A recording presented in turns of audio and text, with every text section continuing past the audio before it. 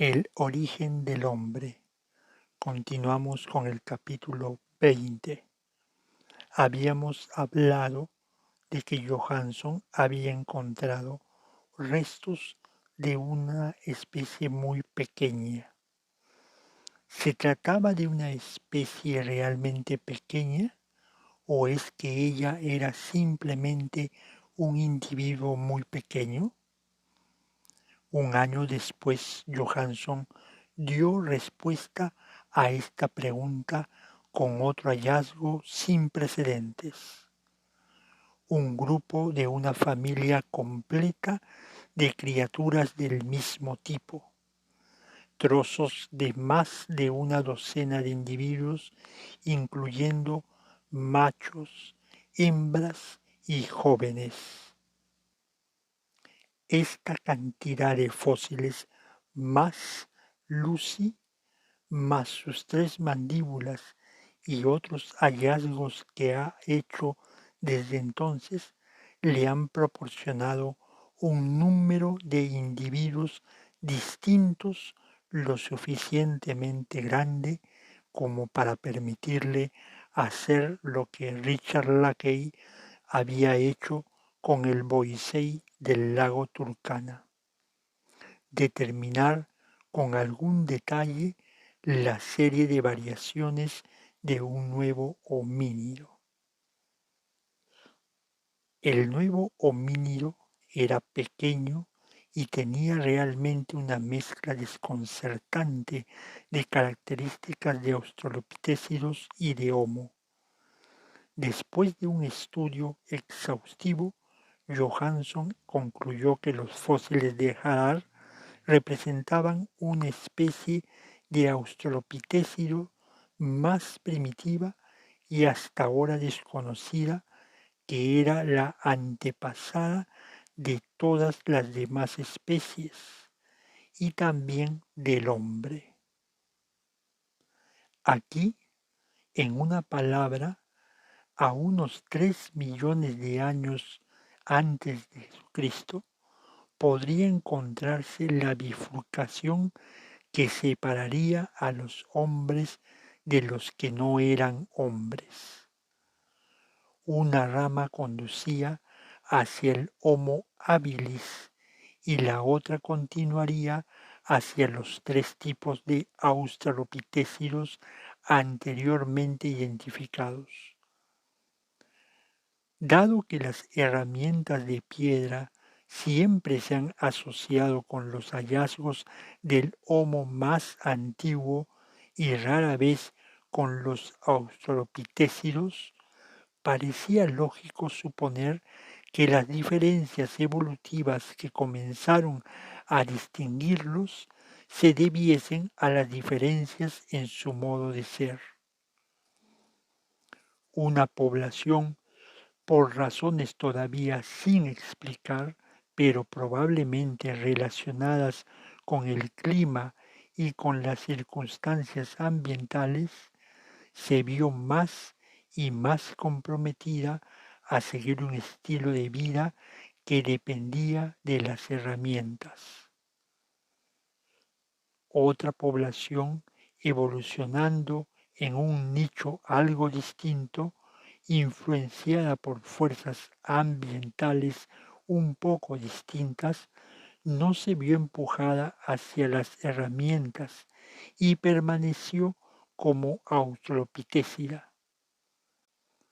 En realidad, al paso del tiempo, se hizo cada vez más australopithecida.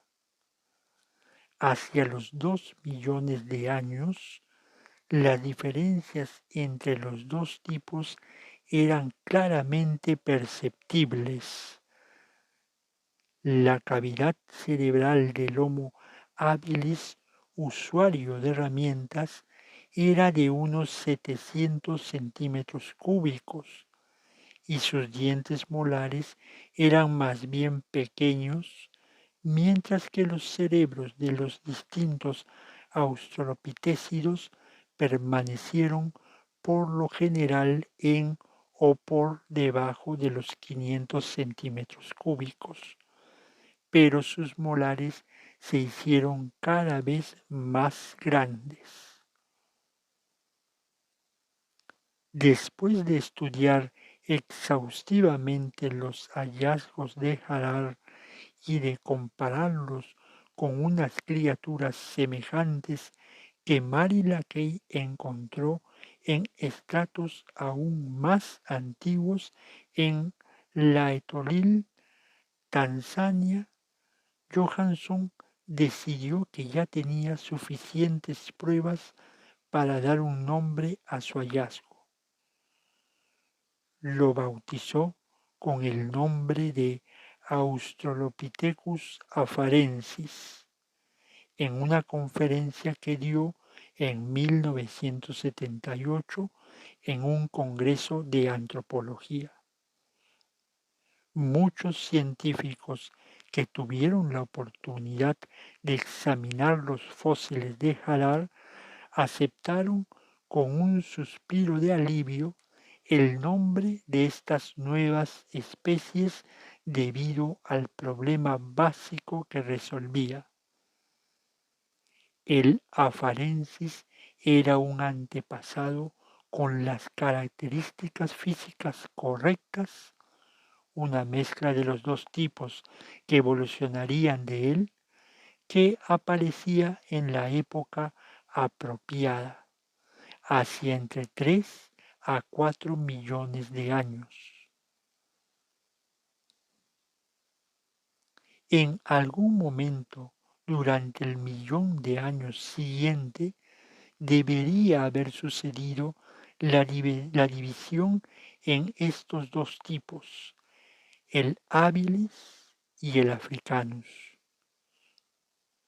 Parece que fue así. En lo que a la rama del Homo se refiere, las pruebas son bastante claras.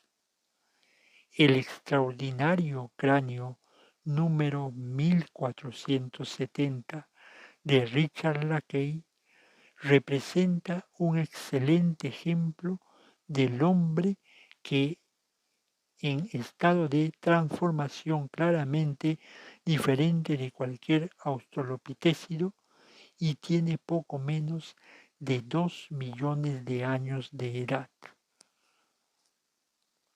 La misma edad que tienen los 3 cráneos perfectos hallados en Olduvai, y así como los fragmentos del habilis encontrados en Homo. Si se encontraran fósiles del habilis de hace 2,5 a 2 millones de años, se parecerían menos al número 1470 y mucho más al afarensis de acuerdo con su edad. Pero, ¿y el africanus, el robustus y el boisei? Unos estudios recientes en las cuevas de Sudáfrica, de donde provienen casi todos los fósiles conocidos del africanus, revelan por medio de una cantidad de métodos cada vez más sofisticados que es posible llegar a tener una mejor idea de su edad de lo que se podía anteriormente. El africanus parece estar entre los 3 y los 2 millones de años, probablemente los 2,5 millones de años. Lo mismo que en el caso del Homo, en estado de transformación, esta fecha encaja perfectamente en el esquema de Johansson. Aún más nos permite volver a la declaración polémica que hicimos anteriormente en el pasado video de que el Boisei y el Robustus descendían del Africanus. Reiterando lo que ya hemos dicho, hace años esta idea hubiese parecido absurda. El robustus poseía mandíbulas y molares que eran señaladamente más masivas que los del africanus.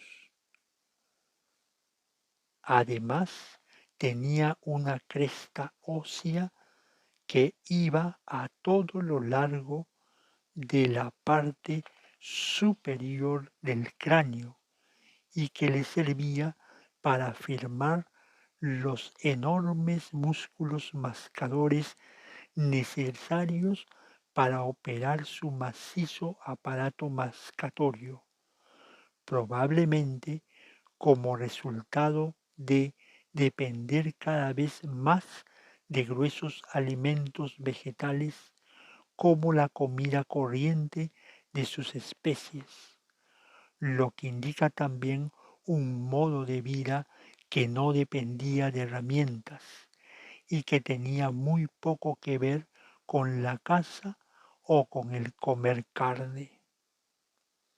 Continuaremos nuestra historia en un siguiente video. Gracias.